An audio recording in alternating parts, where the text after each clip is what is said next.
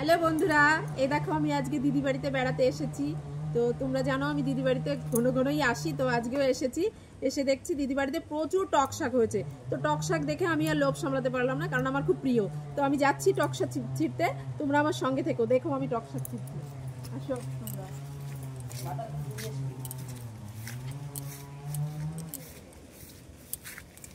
এই দেখো কত টক শাক আমি ছিঁড়ছি, দেখো তোমরা একটু দেখতে থাকো।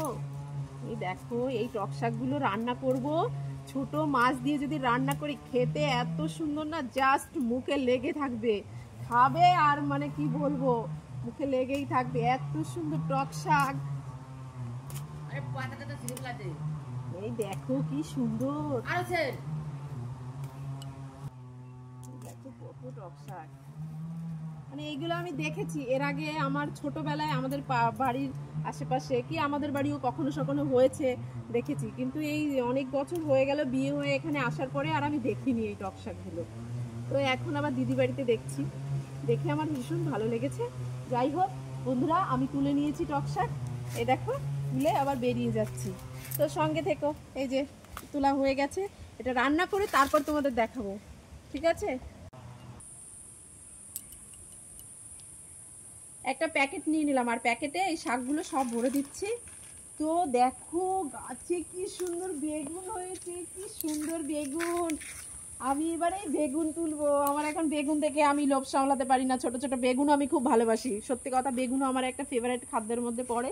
তো আমি বেগুনটাও ছিঁড়বো। দেখো কি সুন্দর বেগুন হয়েছে, দেখো গাছের এই বেগুনগুলো একদম সার ছাড়া তৈরি, কোনো সার নেই, কোনো মানে সম্পূর্ণ প্রাকৃতিকভাবে বেগুনগুলো তৈরি, মানে বেগুনের গাছগুলো প্রাকৃতিকভাবে তৈরি হয়েছে। যাই হোক আমি এবার এখান থেকে বেগুন নেবো। আর এই বেগুন খুব টেস্টি, তোমরা বাজার থেকে যে বেগুন কিনে খাও না, এত টেস্ট পাবে না সে বেগুনে, কিন্তু এই বেগুন টেস্ট অন্যরকম, খেতেও যেমন ভালো না তেমন মানে উপকারী ওই বেগুন। বুঝতেই তো পারছো, সার ছাড়া বেগুন। এই দেখো আমি এই দেখো ছিঁড়ে নিলাম, কি সুন্দর বেগুন দেখো তোমরা। এই দেখো এই বেগুনগুলো কি দারুণ খেতে, কি দারুণ গো। আরো দেখো, আরো দেখাচ্ছি, আরো আরো ষোলো বেগুনগুলো কই, এই দেখো ষোলো বেগুন, এগুলোকে বলে, আমরা বলি ষোলো বেগুন, তোমরা কি বলো আমি জানি না, আমরা কিন্তু এটাকে ষোলো বেগুন বলি। এই দেখো কি সুন্দর বেগুনগুলো, এই দেখো, এই দেখো আমি তুলে নিচ্ছি। সত্যি বলছি এত ভালো লাগছে না, বেগুন দেখলে আমি এমনিতেই পাগল হয়ে যাই, আমার বেগুন খুব ভালো লাগে। আরো কিছু আছে তোমাদের দেখাবো, বুঝেছো? আরো বন্ধুরা আরো কিছু আছে তোমাদের দেখাবো, বেগুন কেন, এরপরে আরো কিছু আছে তোমাদের দেখাবো। তুলে নিচ্ছি একটা একটা করে বেগুন। এটা তুলবো, হ্যাঁ। এই দেখো, এই দেখো আর একটা, এটা একটু ছোট হয়ে যাচ্ছে, এখনো মানে পুষ্টি হয়নি ওটার।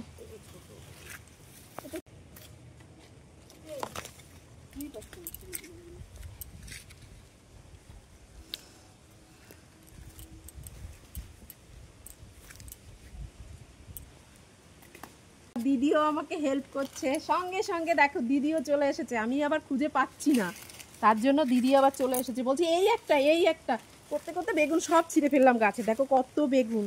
তো এইগুলো নিয়ে এই বেগুনগুলো আমি ভাজা খাবো, সিদ্ধ খাবো। আমার বেগুন সিদ্ধ কিন্তু খুব ফেভারেট, অনেকেই খাও না বেগুন সিদ্ধ, কিন্তু আমি খুব ভালোবাসি। তো আজকে ঠিক আছে, টাটা।